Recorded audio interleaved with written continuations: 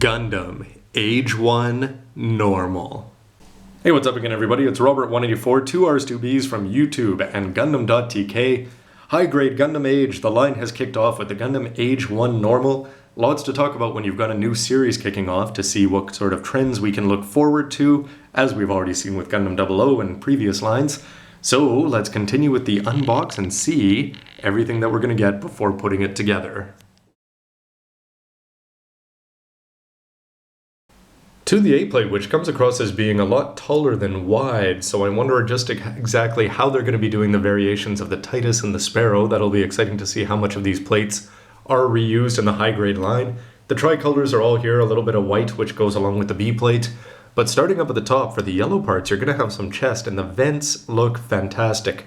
I don't know if you can make it out there, but you're actually able to see through them, which is great. You've got the all-yellow neck, which should be gray when it's painted by a pro. And you've got, similar to the RX-78 too, you've got yellow parts there for the front and back. Onto the shield, you've got some nice articulation. It's going to look really good when you put this over the white piece, because you're actually going to have the blue parts breaking it up and the white showing through, so you're going to get the color variations, despite the fact that they don't have to use too many parts. Moving on to the chest, you've got the back and the front, where you've got a part here where the seal will probably fit on when you're putting on the detailed, well, the gimmick, basically, of this whole Age line. Shoulder parts here, and the race car, sports car inspired backpack. But it's getting into the white parts where you can see that they've really done a very good job, so let's zoom in there. There's the chest vent, which is hard to believe compared to what they did before, but once you get into the chest part, you can see there's some little lines in there, there's some ridges protruding. That's going to look really good, although I wonder how the seal is going to look underneath. Then you've got the parts for the waist and the helmet, which is split into two halves. You've got some parts here that you're going to be able to put some black lining in there. Some ink would work really well, I'm sure. On the back, it looks a little bit hollow, but that's interesting. Put the camera lens on there. The face mask has good gouges here, or two slits when you want to put in the black lining there, but they're not actually slits here. It's a raised section there, so that may be a little bit tricky to paint, but it's up here on the V-fin where you're going to have a lot of interesting space to put in the stickers and some green ink if you chose to. And what is this? I'm assuming it's some sort of an age device. Perhaps I should go to a supermarket and check it out. On to the red. Simple feet. You've got some holes down there. I don't know if that's going to be filled in by the pros and the hobby mags. You could color differentiate that if you wanted to put some tape on and some gray paint. For the waist section, and you're going to have the goatee and under the eyes done in proper red. So overall, I'm pretty impressed with everything we see so far. The B-plate in all of its whiteness here, you've got the front of the legs, and the first thing that I looked for to see was there going to be a gray part underneath the top of the knees, and the answer is no. You're just going to be getting stickers to put on there. Somewhat disappointing. The Master Grade should remedy that. For the forearms, you're going to be able to put in the beam sabers there. You've got the waist skirts. The shield, you'll notice here that it's got spots there, and good possibilities for lining, so that when you put on the blue part, it's going to cover it up and actually look like a lot of different parts. The shoulders have all sorts of raised sections, which are going to be interesting to go through with one of these lining markers. And you've just got these little dash ticks kind of thing. They're just a few millimeters long here on the legs, here on the shoulders. So that seems to be the theme, as opposed to long channels for lining. For the forearms and shoulders, you're going to have 3 manipulator covers here. This is the unique one for the open hand. These parts here look quite interesting, and they are going to have some possibilities for lining.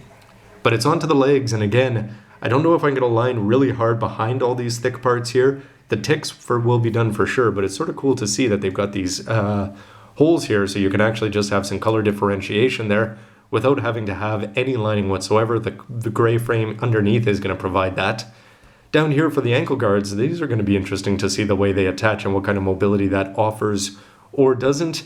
Pretty solid looking feet. The beam sabers are standing up for protection, so hopefully those don't fall out and get broken in your box. And otherwise, everything is very smooth, and hopefully we're going to have some very nice hidden seam lines with this new technology kit.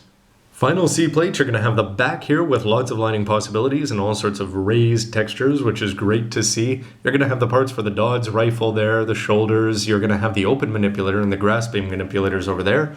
Interesting looking gear mechanisms. Polycaps are going to be inserted in there, but those look great so far. Interesting to see where these ball joints are going to be used. It looks like the hips, the thighs. You're going to have some waist sections here, and the boosters to put inside that jet sports car that he's got strapped onto his back. And they go back to the independent waist, which you should be familiar with from the 00 kits and things like High Grade Future Century, Nobel, except for the fact that this one is going to rotate, whereas this one goes up and down. The beam sabers come from SB9, Bandai 2007, made in Japan, so you're going to have the daggers and these. I wonder if these are from XE. I'd have to go back and take a look at that. But they are not round, they're actually thin on one side and wide on the other, so these are going to look pretty cool, I think, with those beam sabers that are in a pretty cool position on the side of the waists. The polycaps you can see here from PC001, and it's always nice that in the manual they put X's on the parts that you aren't using, so whenever you finish your Gundams, it's always handy to go back, look at what you've still got left on the runners, and check things like this to see whether you forgot to put a piece in and where that just might be. Sorry, I was thinking HGUC Jesta there. These are the side skirts where the beam sabers are going to fit in. They have nothing to do with the forearms. Here's the stickers, which you pretty much expect for a high-grade kind of kit, and the main focus, of course, is going to be for its special one that goes on the chest. So you've got some really nice shiny metallic green, black, and metallic silver there shining through, which I think is going to show through. I wonder how the pros are going to be able to paint that.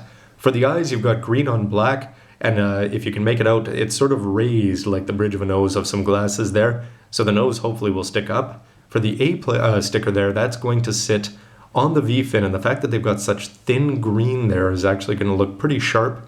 I hope it doesn't get lost in the details. This is for the back of the head, this camera lens. This is for the rifle, and for the knee covers, these are actually black, not gray like the inner frame, so it would have been a little bit interesting if they had had the inner frame showing through, but it would have needed some coloring, perhaps. So we'll see on the 148th and the master grade to see what they do with that. It's going to offer a little bit more colors, and for high grade, really to be expected. But then again, I look forward to seeing it improved on.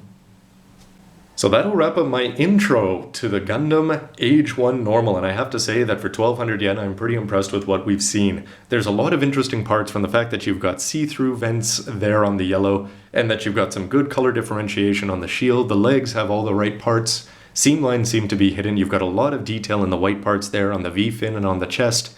Good looking stickers to put in there. Basically, just from looking at the parts, I have to say that this has come a long way from old high-grade Exia way back in the day, and that's something that I was excited when high-grade Exia came out, and I'm equally as excited about this AGE-1 Normal. Too bad there is no 1/100th non-grade coming out, but because the master grade is coming soon, that should be remedied. But why don't you let me know your initial impressions of this kit?